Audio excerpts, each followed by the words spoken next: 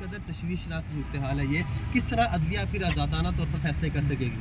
بسم اللہ الرحمن الرحیم. دیکھیں، سب سے پہلے تو آج آپ ساتھیوں نے بھی دیکھا کہ جج صاحبان نے بہت زیادہ برہمی کا اظہار کیا اندر، اور ڈی آئی جی آپریشنز کو جن کا نام بخاری ہیں ان کو بھی ان کو ٹھیک ٹھاک انہوں نے سرزنش کی، اور یہ بات کہی کہ آپ لوگ اور پولیس فورس اسلام آباد کی صرف چوکیوں پہ لوگوں کو تنگ کرنے کے لیے کھڑی ہوئی ہے. کوئی اس کا آؤٹ پٹ نہیں آ رہا. ابھی تک وہ آؤٹ پٹ آ جانا چاہیے تھا. یا کوئی پاؤڈر وصول ہوا تو اس پہ انولوپس پہ ایک کامن سینس کی بات ہے کہ آپ الٹرا وائلٹ لائٹ استعمال کر کے فنگر پرنٹ انالیسس کریں اس خط کی. اس پہ جن جن لوگوں نے ہاتھ لگایا اس کا پتہ لگ جاتا ہے. انویسٹیگیٹو سکلز ہوتی ہیں اور سی سی ٹی وی کیمراز ہوتی ہیں. آپ بہت ساری چیزیں ہیں انویسٹیگیشن میں جو کہ آپ چیک کر سکتے ہیں. پر بات وہی آ جاتی ہے، اسلام آباد پولیس یا پنجاب پولیس یا یہ پولیس محکمے جو ہیں یہ کرپٹ ترین محکمے بن چکے ہیں. یہاں پہ افسران ان کے جو ہیں وہ صرف اور صرف سفارشی پوزیشنز پہ ہیں، اور ان کا صرف ایک ہی کام تھا کہ پاکستان تحریک انصاف کے ورکرز کو زد و کوب کرنا، گھروں میں ریڈ کرنا. اور ان افسران کے خلاف بھی ایف آئی آرز ڈکیتی کی ہوئی ہیں. چور ہیں بیسکلی یہاں پہ، مطلب آپ یہ اس کا کر سکتے ہیں. اور ان کے خلاف جو آپ کا ڈی سی بھی ہے اس کے خلاف بھی سزا ہوئی ہے، اور جو آپ کا ایس ایس پی تھا اس کے خلاف بھی مطلب سزا ہوئی ہے.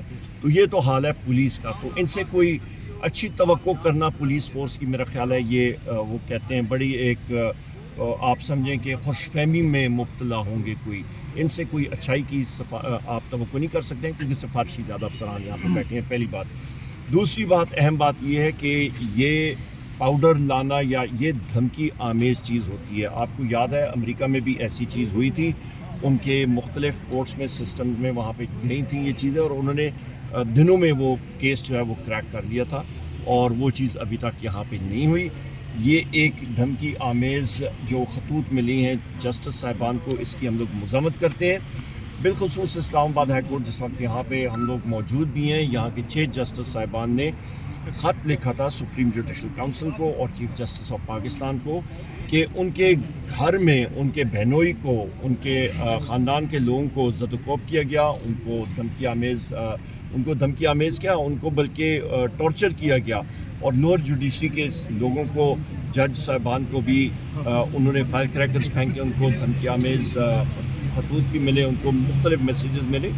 اور وہ ان کیسز میں جہاں پہ قیدی نمبر 804 یعنی کہ وزیر اعظم عمران خان صاحب کے کیسز چل رہے تھے، اور کسی چیز میں نہیں. صرف اور صرف ان جج صاحبان کو یا ان کیسز میں جہاں پہ وزیر اعظم عمران خان صاحب کے کیسز تھے.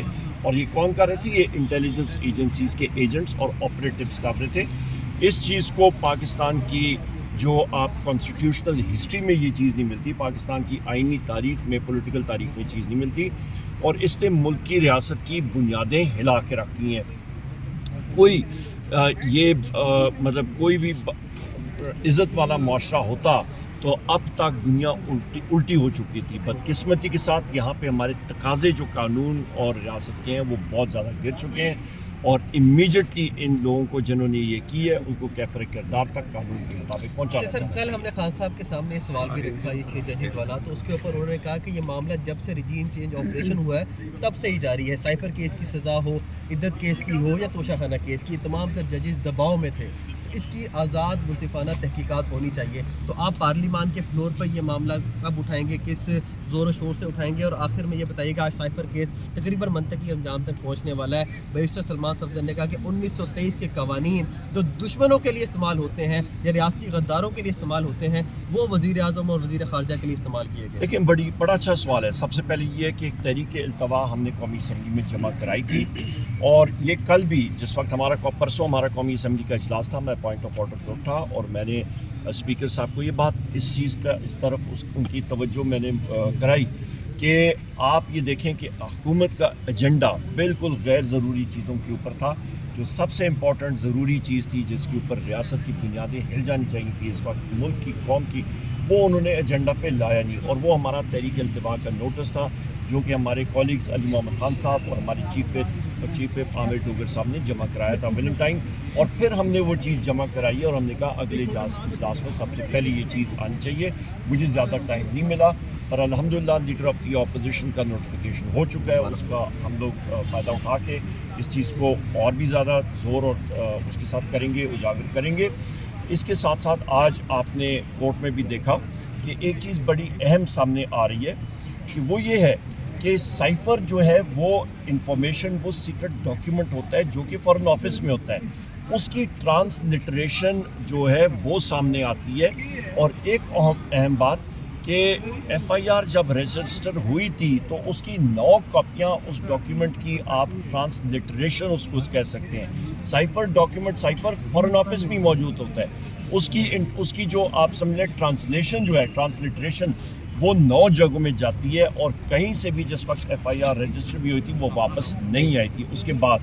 تو ابھی یہ کیس جاری ہے, اس پہ اس کا تعین کیا جائے گا. بات وہی آ جاتی ہے کہ سائفر ایک بہانہ ہے, نشانہ جو ہے وہ قیدی نمبر 804 یعنی کہ عمران خان صاحب تھے, اور وہ کیس جو ہے وہ بالکل ختم ہو گیا ہے. میرا خیال ہے وہ انگریزی میں کہتے ہیں it is dead and buried.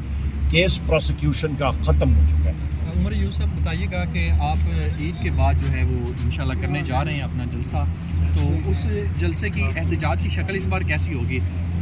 جو ہمارے انشاءاللہ تعالیٰ جلسے ہوں گے مختلف ہوں گے. ہماری الائنس بھی بن چکی ہے. کل ہماری اس کی پہلی میٹنگ تھی جس کی سربراہی محمود خان اچکزئی صاحب کر رہے ہیں. بھرپور ہمارا ہوگا, پورے پاکستان میں ہم لوگ کریں گے.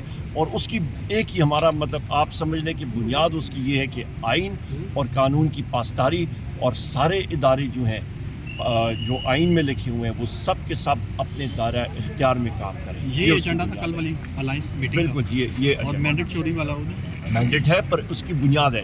جب اس کے نیچے چیز آتی ہے تو سب چیزیں اس کے زمرے میں آ جاتی ہیں. ظاہری بات ہے جب آئین اور قانون کی پاسداری ہوگی تو مینڈیٹری فارم 47 یہ ساری چیزیں اس میں آئیں گی, اور اس کی ہم لوگ فل فورس کے ساتھ اس کی پاسداری کریں گے. بہت شکریہ. بہت شکریہ.